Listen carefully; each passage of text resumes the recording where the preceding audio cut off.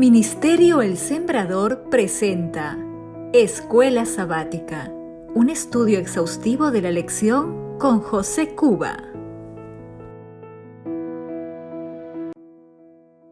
Buen día, qué bueno es volvernos a reencontrar para seguir estudiando la palabra de Dios. Permitamos que en este momento el Señor pueda abrir nuestro entendimiento para poder comprender las lecciones de Escuela Sabática. En esta nueva semana nos toca estudiar la lección número 12, que lleva por título Dios es fiel. El versículo de memoria se encuentra en Josué, capítulo 21, versículo 45. Nos dice: no faltó ninguna palabra de las buenas que el Señor había hablado a la casa de Israel. Todo se cumplió. Esta escritura que acabamos de leer, mejor dicho, toda la palabra de Dios, nos lleva a entender, a conocer de que el único verdaderamente fiel es Dios. La fidelidad es un atributo divino que refleja lo que el apóstol Juan dice acerca del Señor, que Dios es amor. Primera de Juan, capítulo 4, versículo 8. Dios es un Dios fiel que manifiesta su fidelidad de dos maneras complementarias. Y aquí tenemos que mencionar las siguientes. Primero, la fidelidad incondicional de Dios y la fidelidad condicional de Dios. Empecemos con la primera, la fidelidad incondicional de Dios. Para eso vamos a ir al Evangelio de Mateo, capítulo 5, versículo 45. La Escritura nos dice así: para que seáis hijos de vuestro Padre, que está en los cielos, que hace salir su sol sobre malos y buenos, y que hace llover sobre justos e injustos. Esta escritura nos está recordando que Dios hace llover sobre justos e injustos, que hace salir su sol sobre malos y buenos. También podríamos añadir, ¿no?, que el Señor hace que la tierra produzca para que puedan alimentarse no solamente los que son gratos, sino también los que son ingratos. Aquí podemos ver la fidelidad incondicional de Dios, donde el Señor no impone ninguna condición a la conducta humana. Simplemente Dios manifiesta su fidelidad mediante actos de bondad de manera constante. Dios así manifiesta su fidelidad sin imponer ninguna condición al ser humano. Y esto alcanza a los corazones ingratos. Ahora vamos a considerar el siguiente punto, la fidelidad incondicional de Dios. Y para esto vamos a ir a Deuteronomio, capítulo 28, versículo 1, que nos dice: acontecerá que si oyereis atentamente la voz de Jehová tu Dios, para guardar y poner por obra todos sus mandamientos que yo te prescribo hoy, también Jehová tu Dios te exaltará sobre todas las naciones de la tierra, y vendrán sobre ti todas estas bendiciones y te alcanzarán, si oyeres la voz de Jehová tu Dios. Y si seguimos leyendo el capítulo, ahí encontramos, ¿no?, todas las bendiciones que vienen por haber cumplido, obedecido, haber sido fiel a Dios. Esta es otra dimensión en la que Dios manifiesta su fidelidad. Pero aquí sí debe entrar la voluntad humana, debe cooperar con Dios. El Señor en su palabra tiene promesas de prosperidad, promesas de amparo, de protección, tiene promesas de muchas bendiciones.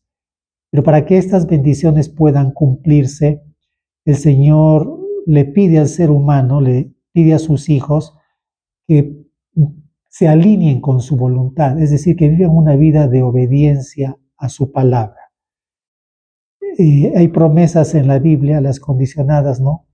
Dependen para su cumplimiento de que el hombre viva una vida de fidelidad a Dios. Y en el estudio de esta semana, esto lo vamos a poder comprobar porque esto lo enfatiza la Escritura en los capítulos 23 y 24 de Josué. Podemos ver por la palabra de Dios que el Señor es un Dios fiel, que cumple su palabra, que cumple lo que promete. Y hemos visto cómo el Señor expresa su fidelidad a través de dos dimensiones complementarias. Esto nos deja claramente en nuestra mente la idea de que el único verdaderamente fiel es el Señor. El estudio de esta semana también nos lleva a considerar Josué capítulo 21, versículos 43 al 45. Josué capítulo 21, versículos 43 al 45. Dice así: De esta manera dio Jehová a Israel toda la tierra que había jurado dar a sus padres, y la poseyeron y habitaron en ella. Y Jehová les dio reposo alrededor, conforme a todo lo que había jurado a sus padres, y ninguno de todos sus enemigos pudo hacerles frente, porque Jehová entregó en sus manos a todos sus enemigos. No faltó palabra de todas las buenas promesas que Jehová había hecho a la casa de Israel. Todo se cumplió. El versículo 45, lo voy a volver a leer, es interesante. Dice: no faltó palabra de todas las buenas promesas que Jehová había hecho a la casa de Israel. Todo se cumplió. Recordemos, Dios le prometió a Israel darle una tierra que fluye leche y miel. Esta promesa comenzó con Abraham, luego pasó a Isaac, continuó con Jacob y finalmente el Señor entregó la tierra prometida al pueblo de Israel. Fueron ellos finalmente quienes vieron cumplida la promesa de Dios. Y la palabra dice que había muchas promesas que tenían que ver con la tierra prometida. Y la Escritura señala que Dios cumplió todas sus promesas que les hizo a Israel. No faltó nada, todo lo cumplió. Y esto nos muestra que Dios cumple lo que promete, porque Él es fiel a su palabra. Lo que Él promete, lo cumple. Y eso debería darnos a nosotros seguridad y confianza y llevarnos a creer a Dios. Es esencial que esto que estamos hablando lo enlacemos con la salvación. La Biblia dice que el Señor nos ofrece salvación. Recordemos que la salvación es por gracia. Y hay muchas promesas con referencia a la salvación, promesas que el Señor quiere cumplirlas en nuestra vida. El punto no es que el Dios fiel cumplirá o no sus promesas, no, sabemos que Él las va a cumplir. El punto es si es que nosotros estamos dispuestos a creer en el Dios fiel, si nosotros estamos dispuestos a vivir una vida de obediencia a su voluntad para que el Señor pueda cumplir sus promesas en nosotros. Bien, vamos ahora a Josué capítulo 23, versículos 1 hasta el 5. Nos dice así: aconteció muchos días después que Jehová diera reposo a Israel de todos sus enemigos alrededor, que Josué, siendo ya viejo y avanzado en años, llamó a todo Israel, a sus ancianos, sus príncipes, sus jueces y sus oficiales, y les dijo: yo ya soy viejo y avanzado en años, y vosotros habéis visto todo lo que Jehová vuestro Dios ha hecho con todas estas naciones por vuestra causa, porque Jehová vuestro Dios es quien ha peleado por vosotros. He aquí os he repartido por suerte en herencia para vuestras tribus, estas naciones, así las destruidas como las que quedan, desde el Jordán hasta el mar grande, hacia donde se pone el sol. Y Jehová vuestro Dios las echará de delante de vosotros y las arrojará de vuestra presencia, y vosotros poseeréis sus tierras, como Jehová vuestro Dios os ha dicho. Esforzaos pues mucho en guardar y hacer todo lo que está escrito en el libro de la ley de Moisés, sin apartaros de ello, ni a diestra ni a siniestra. Nuevamente Josué vuelve a enfatizar la fidelidad de Dios. Nuevamente le recuerda al pueblo que el Señor es fiel, que recuerden que Él ha cumplido todas las promesas que les hizo. Pero también la escritura que acabamos de leer deja ver, ¿no?, la preocupación que Josué tiene. Si el pueblo va a disponerse a mantenerse fiel a Dios. Y eso era algo que mucho le preocupaba a Moisés, ¿no? Él sabía que Dios no les iba a fallar, que Dios les iba a cumplir siempre lo que les prometía. Pero su preocupación ahora era con Israel. Si Israel estaría dispuesto a mantenerse fiel, obediente a la voluntad de Dios. Recordemos que las promesas de Dios están condicionadas, ¿no? Para su cumplimiento, nosotros debemos mantenernos en obediencia a su voluntad. Hay personas, hay creyentes que cuando consideran esto que estamos diciendo, se sienten desanimados y llegan a pensar de que es imposible experimentar las promesas de Dios. Pues recordemos, ¿no? Nosotros los seres humanos somos proclives a pecar. Es más fácil separarnos de Dios que mantenernos fieles.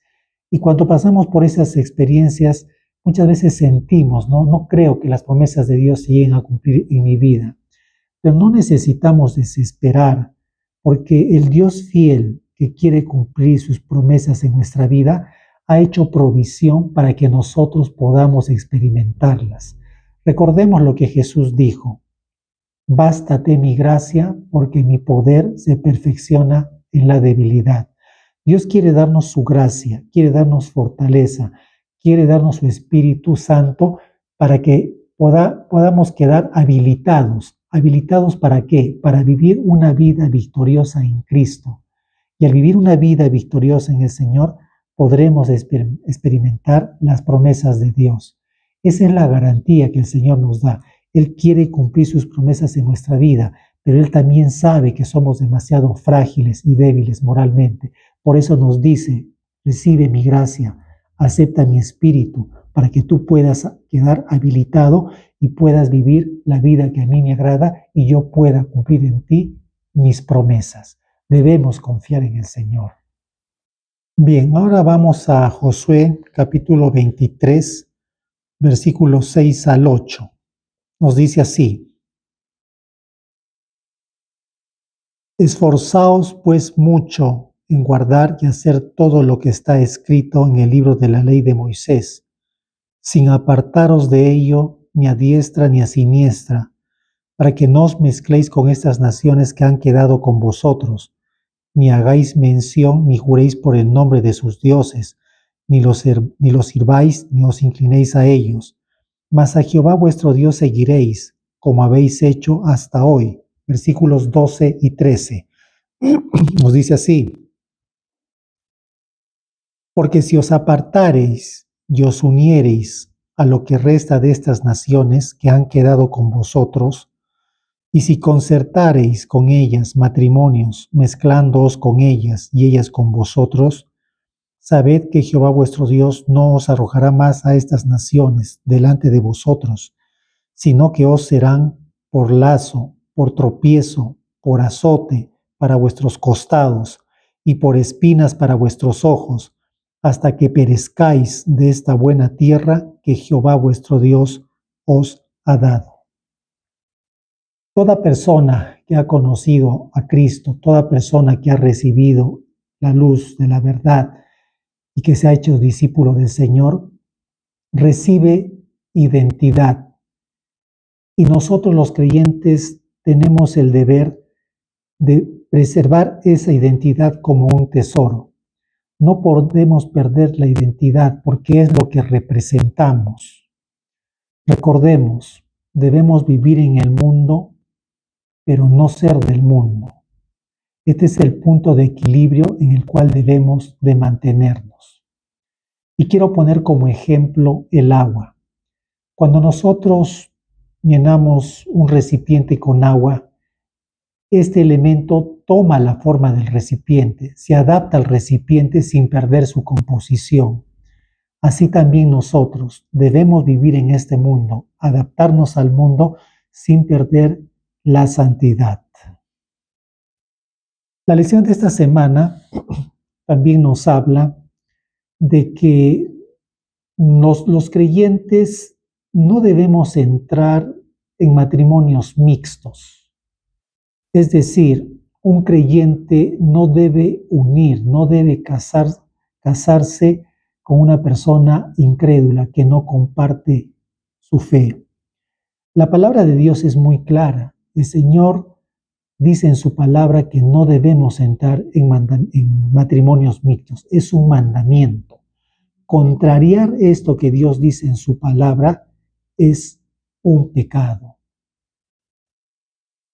Podemos adaptarnos al mundo sin ser parte del mundo, pero entrar en un matrimonio mixto, la cosa es mucho más complicada y seria y hasta peligrosa, porque recordemos, en un matrimonio mixto, el creyente tiene un compromiso con el Señor. En cambio, el incrédulo no tiene ningún compromiso con el Señor. Y cuando dos personas que no comparten la misma fe se unen en matrimonio, estos llegan a ser una sola carne. Y la influencia del incrédulo va a tocar la esencia de nuestra fe. Y lo que sucede siempre es que se pierde la identidad y el creyente termina siendo envuelto y asimilado a la forma de pensar del incrédulo. Y es así como perdemos nuestra identidad, nuestra fidelidad a Dios. Pero ¿qué pasa cuando dos personas incrédulas se unen en matrimonio y en el camino uno de ellos conoce la fe, se hace discípulo de Cristo? Ahí la situación es distinta. La palabra aconseja que el creyente, el que ha conocido, no abandone a la pareja incrédula. Por el contrario, permanezca a su lado y que le dé un buen testimonio, porque de esa manera podría jalar al incrédulo al camino de la fe. Pero ¿qué pasa si el incrédulo no desea continuar con el cónyuge que ha entrado en el camino de la fe? Pues el consejo de la palabra es: sepárese, porque Cristo no nos ha llamado a esclavitud, sino a libertad. Notemos entonces, hermanos, que es esencial como creyentes conservar, proteger nuestra identidad a fin de mantenernos fieles al Dios fiel que cumple sus promesas. Bien, vamos ahora a Josué capítulo 23, versículos 15 al 16. Dice así: pero así como ha venido sobre vosotros toda palabra buena que Jehová vuestro Dios os había dicho, también traerá Jehová sobre vosotros toda palabra mala, hasta destruiros de sobre la buena tierra que Jehová vuestro Dios os ha dado. Si traspasareis el pacto de Jehová vuestro Dios, que Él os ha mandado, yendo y honrando a dioses ajenos, e inclinándoos a ellos, entonces la ira de Jehová se encenderá contra vosotros, y pereceréis prontamente de esta buena tierra que Él os ha dado. La parte que quiero enfatizar de esta escritura que acabamos de leer es esa parte que dice, ¿no? La ira de Jehová se encenderá contra vosotros y pereceréis prontamente de esta buena tierra que Él os ha dado. Recordemos que El Señor es un Dios celoso. Él tiene celo por su ley y por sus hijos. Es por eso que el Señor nos llama a vivir una vida de obediencia. El Señor quiere que nos vaya bien. Por eso Él manifiesta su celo, llamándonos a la obediencia.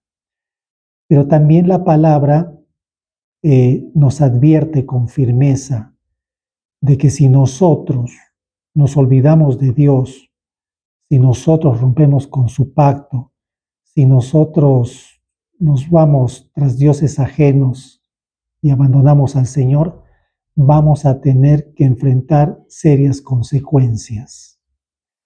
Notemos que Dios como que lanza una amenaza, y es que la otra cara del celo de Dios es justamente esto, ¿no? La ira de Dios.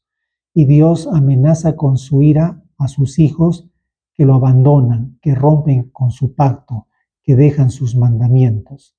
Esto no significa que Dios está buscando de nosotros un servicio, una obediencia por miedo, no. Dios espera de nosotros un servicio voluntario, un servicio por amor a Él. Sin embargo, el Señor nos advierte con su ira. A fin de no malinterpretar este punto, debemos entender que la ira de Dios no es otra cosa que una justa indignación que el Señor siente por el mal. El Señor manifiesta un rechazo absoluto ante todo aquello que es malo, que le hace daño a sus criaturas y que las aparta de Él, ¿no? Por eso el Señor manifiesta su celo.